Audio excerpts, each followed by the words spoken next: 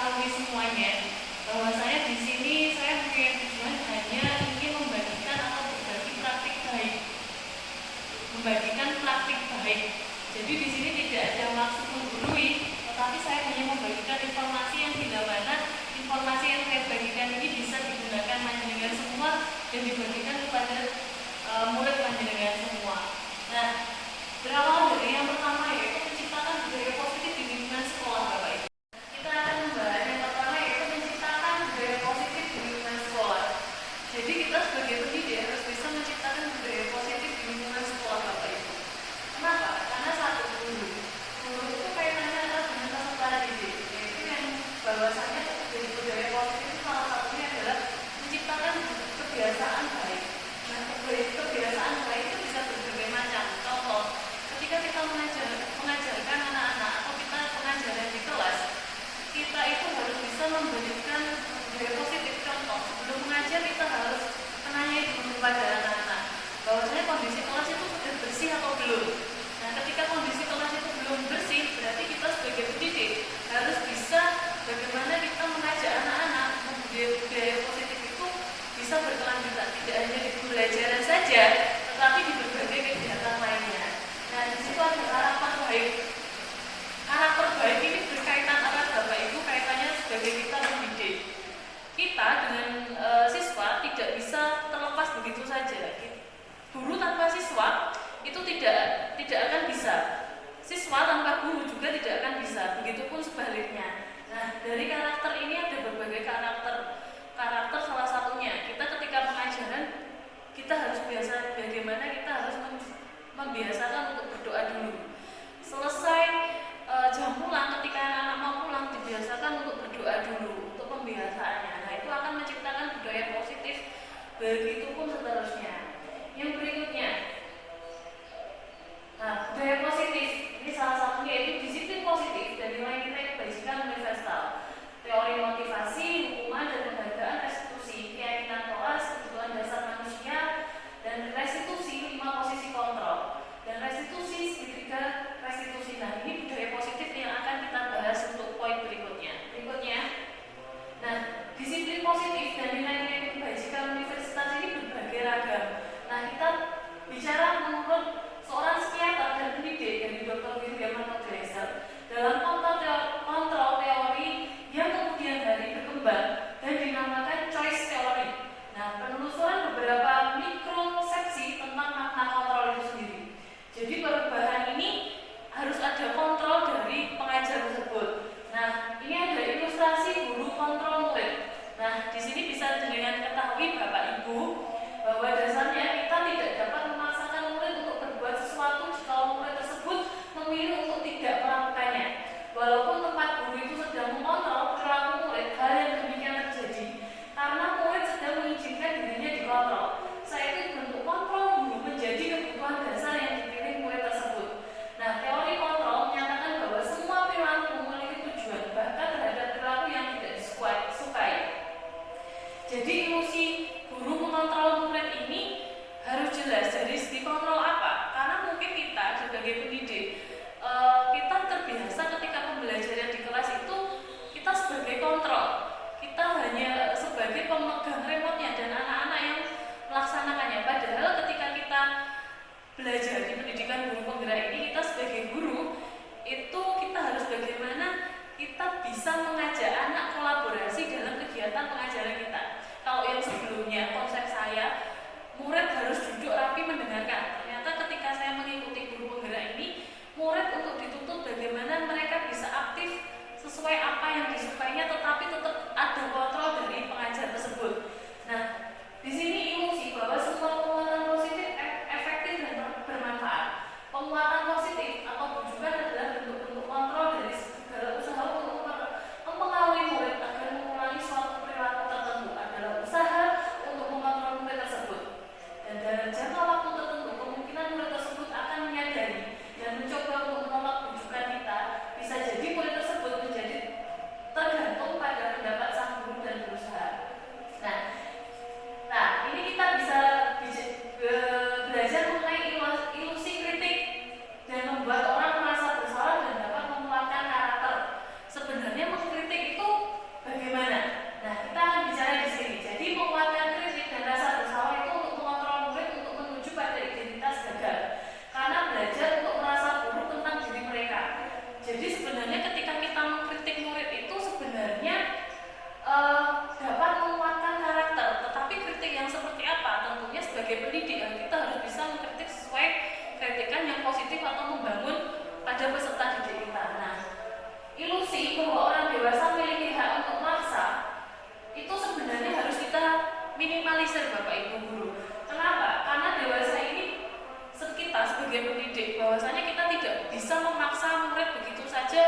sesuai dengan kehendak kita, karena setiap murid itu mempunyai karakter yang berbeda-beda. Berikutnya, nah bagaimana seorang bisa berubah dan paradigma stimulus respon pada pendekatan teori kontrol. Bahwasanya stimulus dan respon ini berkaitan erat, kaitannya bagaimana ketika kita memberikan contoh, ketika kita sebagai pendidik ya, kita bagaimana bisa memberikan, ketika kita bisa memberikan pengajaran yang baik kepada siswa, tentunya pembelajaran yang menyenangkan, tentunya murid pun akan merespons stimulus yang kita berikan itu juga dengan baik. Tetapi ketika kita sebagai pengajar tidak bisa memberikan stimulus pengajaran dengan baik, otomatis juga siswa itu tidak akan merespon dengan baik juga. Yang berikutnya, nah lanjut. Nah nilai, nah ini contoh. Nah, contoh nilai-nilai kebajikan dari 6 institusi organisasi ini ada beberapa macam. Salah satunya yaitu dari profil pelajar Pancasila, yaitu beriman bertakwa, mandiri, bernalar kritis, berkemerdekaan global, bergotong royong, dan kreatif. Ini adalah contoh-contoh kebajikan dari 6 institusi atau organisasi. Tapi sebagai guru penggerak, kita harus bagaimana bisa memegang terkait kaitannya profil pelajar Pancasila. Tidak hanya guru penggerak sebenarnya, tetapi kita sebagai pendidik harus memegang kunci ketika kita melaksanakan pengajaran atau kegiatan kaitannya tentang profil pelajar Pancasila, yaitu ada bertakwa, mandiri, bernalar kritis, bergotong royong, dan kreatif. Yang berikutnya, lanjut. Nah ini kaitannya hukuman dan penghargaan. Jadi tindakan terhadap suatu pelanggaran pada umumnya berbentuk hukuman atau konsekuensi. Jadi saya ini sharing ya Bapak Ibu. Jadi waktu saya sebelum mengikuti guru penggerak ini, saya itu berpikir bahwasanya anak yang salah itu harus ada punishment.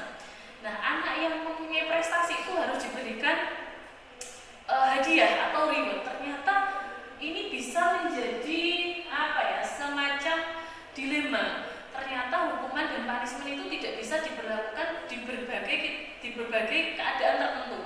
Contoh anak kecil itu biasanya ketika kebanyakan sebagai pendidik di anak kecil ya, saya memberikan contoh di anak saya sendiri. Biasanya anak SD itu ketika salah satu teman-temannya di kelas dikasih hadiah, biasanya yang lainnya itu cenderung minder, kok temanku dikasih kok saya tidak. Ternyata itu juga tidak baik juga. Nah bagaimana kita bisa mengganti stimulus respon hukuman dan penghargaan itu menjadi sebuah konsekuensi. Oh jadi kita harus menjelaskan bahwa tidak hanya kalau kamu menang kamu akan mendapatkan hadiah, kamu salah mendapatkan hukuman, tidak. Tetapi bagaimana kita bisa menjelaskan terkait konsekuensi dari keadaan yang ada. Yang berikutnya, nah lanjut. Nah berikutnya lanjut. Nah restitusi. Nah kita di guru penggerak ini ada namanya segitiga restitusi. Salah satunya adalah bagaimana kita menciptakan kondisi bagi murid untuk memperbaiki kesalahan mereka. Juga proses kolaboratif, juga membantu murid menjadi lebih memiliki tujuan. Lanjut. Sebentar, saya akan kelas. Nah, restitusi dulu. Kita bicara restitusi dulu. Apa itu segitiga restitusi?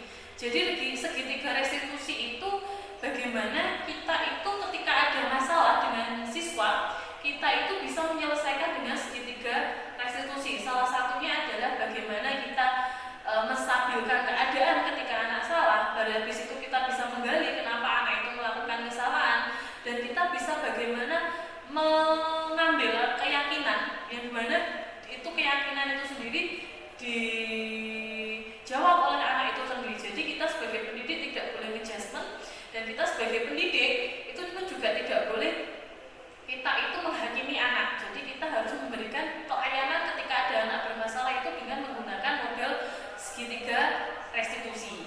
Nah sekarang kita berikutnya yaitu mengenai budaya positif. Itu kaitannya terkait bagaimana kita bisa membagikan keyakinan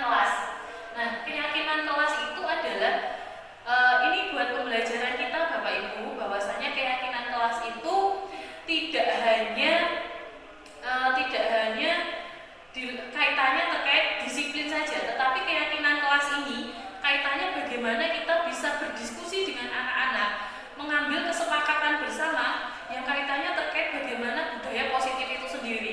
Contoh yang lalu saya menerapkan keyakinan kelas itu di pelajaran saya. Kebetulan saya BK, masuk kelas itu hanya 45 menit, yang dimana sebelum pembelajaran saya memberikan keyakinan kelas dan saya meminta anak-anak untuk berpikir bagaimana anak-anak itu bisa mengimpikan kelas yang diimpikan dulu. Ketika anak-anak sudah mempunyai impian kelas yang diimpikan, berarti anak-anak dari hasil impian itu kita jadikan keyakinan kelas dengan kontrol dari pengajar masing-masing. Nah, mungkin Bapak Ibu bisa dipraktekkan di kelasnya masing-masing sehingga pembelajaran yang Bapak Ibu jalankan itu bisa lebih menyenangkan dan anak-anak tidak terkesan, dan kita sebagai pendidik tidak terkesan memberikan aturan, tetapi kita membuat keyakinan itu bersama-sama sehingga tidak ada keterpaksaan dari anak dan juga tidak ada keberatan dari anak. Next yang berikutnya. Nah, lanjut.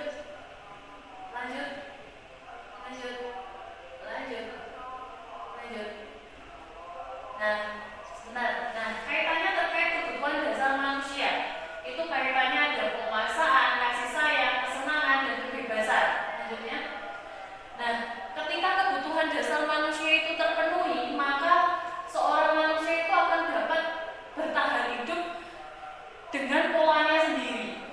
Dan kenapa sih setiap kita sebagai pendidik itu harus tahu kebutuhan dasar manusia dan kita harus bisa menerapkan dan bisa mengimplementasikan, mempraktekannya kepada anak-anak? Karena saya yakin setiap anak itu pasti ketika kita bicara terkait segitiga restitusi pasti ada kaitannya kasih sayang, rasa diterima, dan lain sebagainya, dan kita harus bisa menerapkan itu kepada peserta didik kita. Yang lanjutnya, lanjut.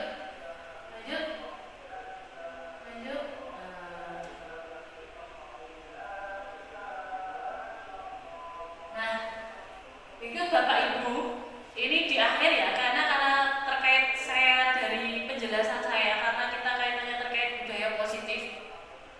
Terkait budaya positif itu sebenarnya kita sebagai pendidik, ini di akhir ya sebelum saya menutup materi ini, kita kaitannya terkait budaya positif ini yang saya jelaskan ini, saya tarik kesimpulan bahwasanya budaya positif itu kita sebagai pendidik harus memegang teguh, dan kita pun juga harus bagaimana bisa memiliki kontrol penuh.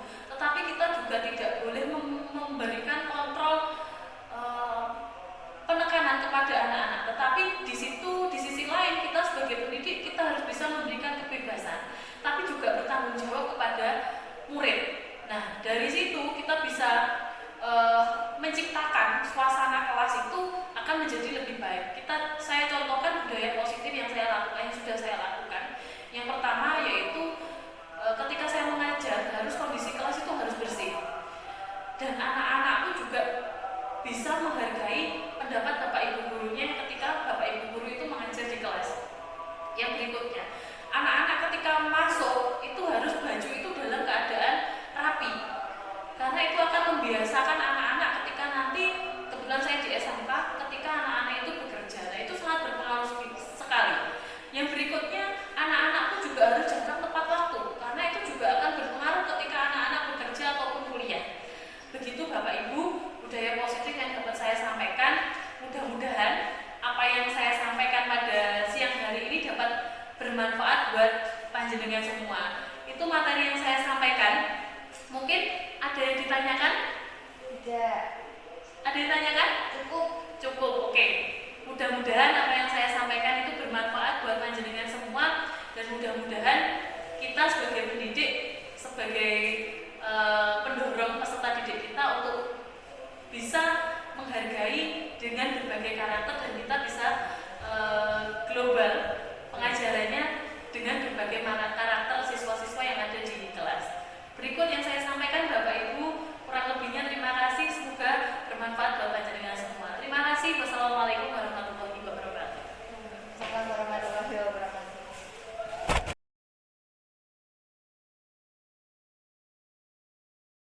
Warahmatullahi wabarakatuh.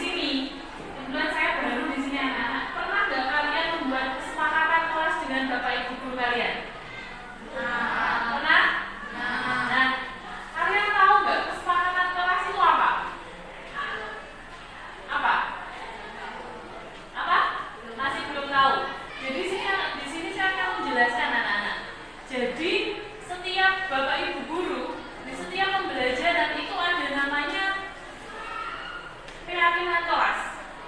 Nah, keyakinan kelas itu dibuat kalian bersama dengan Bapak Ibu guru kalian yang mengajar di kelas tersebut. Nah, sebelum kita membuat kesepakatan kelas atau keyakinan kelas pada materi pada hari ini, saya pengen kalian membuat kelas impian kalian. Jadi kalian memimpikan kelas itu seperti apa? Paham? Paham ya? Ini saya bagikan. Kalian membawa pulpen? Silakan ditulis. Silakan ditulis kelas impian yang kalian harapkan itu seperti apa.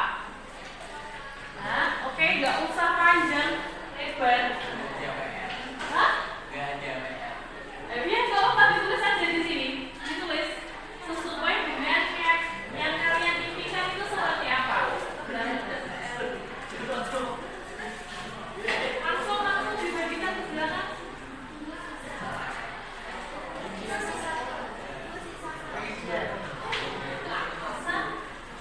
Sudah? Oke. Silahkan sebelum membuat keyakinan kelas, kalian membuat kelas impian kalian itu seperti apa? Silahkan sesuai yang pengen kalian mau. Yuk, silakan. Sudah? Ada yang sudah?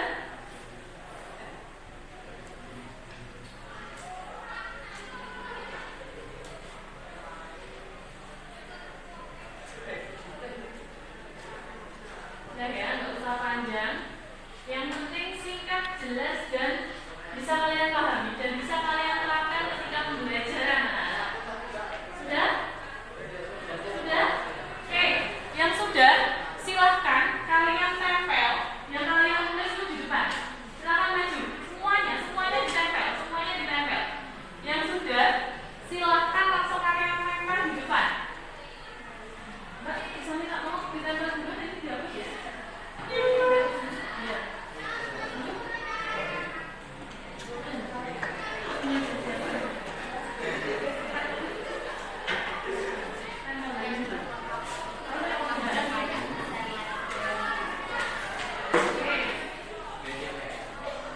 Ayo semuanya langsung ditempel.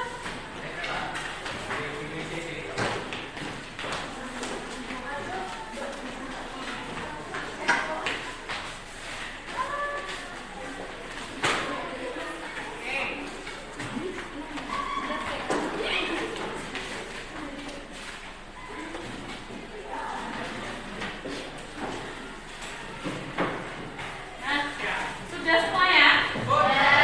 Saya minta tolong maju dulu sebentar. Maju dulu. Oke, bacakan salah satu.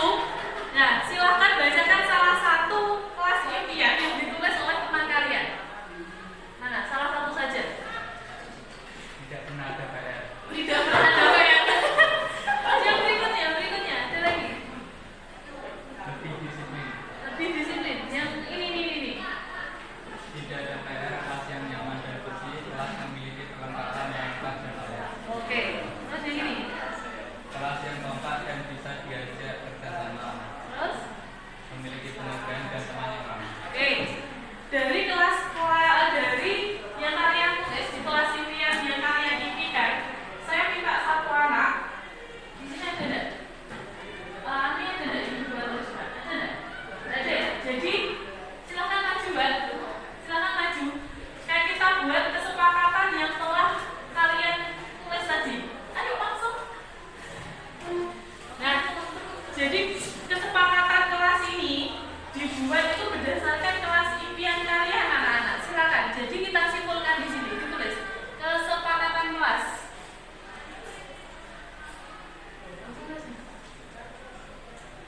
Nah, saya simpulkan di sini dari beberapa yang menulis di sini.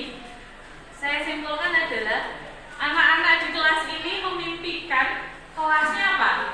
Nyaman. Satu, kelas yang nyaman. Terus yang berikutnya apa ini? Nah, yang kedua,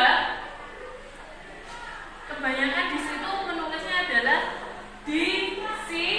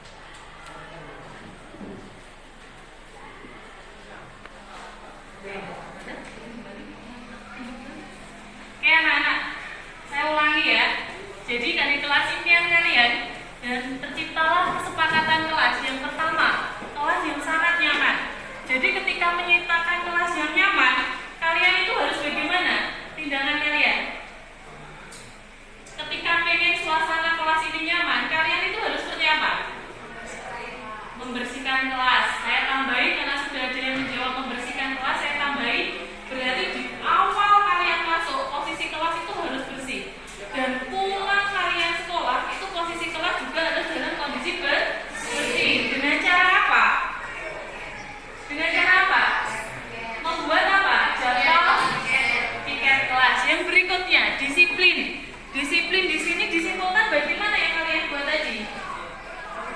Disiplin apa? Tepat waktu ketika jam masuk di jam sekolah atau ketika bel berbunyi kalian harus sampai kelas sebelum bapak ibu guru sampai di kelas. Yang berikutnya, tidak ada circle di kelas.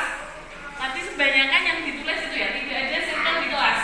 Berarti di sini bisa saya simpulkan, ketika kalian berada di kelas ini, ketika kalian awal masuk di sini itu adalah bersama, dan kalian saya anggap di sini adalah keluarga, dan di keluarga itu tidak ada circle yang terkotak-kotak, karena ketika ada circle, kelas itu menjadi apa? Menjadi apa? Tidak nyaman. Yang berikutnya, mempunyai teman yang kompak. Jadi kompak itu bukan berarti nanti yang mengerjakan PR kamu aja ya, nanti saya contoh, tidak. Jadi yang dinamakan teman yang kompak itu kalau kalian sebagai pelajar, karena tugas kalian adalah belajar, kalian itu bagaimana? Harus bisa membuat kelompok belajar dengan teman sejawat kalian. Dengan cara seperti apa? Contoh, misalkan si A, misalkan Mbak siapa namanya?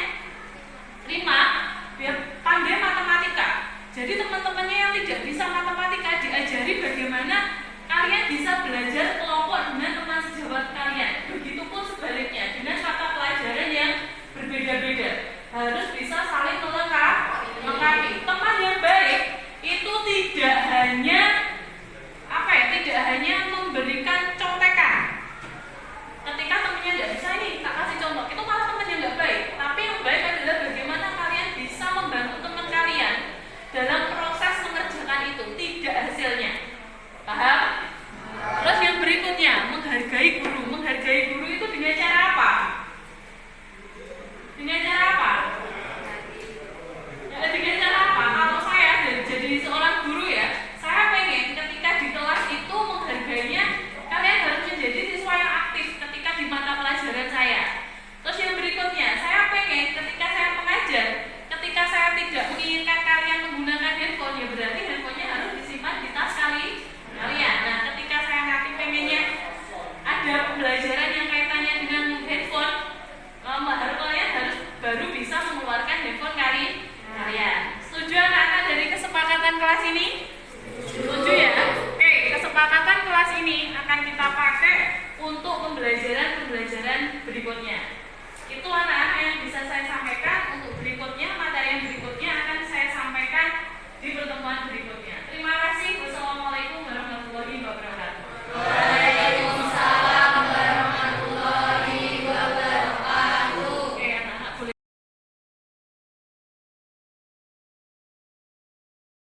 Assalamualaikum warahmatullahi wabarakatuh. Perkenalkan, saya Revi Dwi Wulandari. Saya guru Bahasa Indonesia di SMA Negeri Pilang Kenceng. Saya berterima kasih kepada Ibu Nuni atas materi budaya positif yang diberikan. Semoga materi yang disampaikan bermanfaat untuk saya dan peserta didik. Materi yang disampaikan sangat menarik dan mudah dipahami. Semoga anak-anak lebih melaksanakan budaya positif di sekolahan dengan baik. Terima kasih. Wassalamualaikum warahmatullahi wabarakatuh.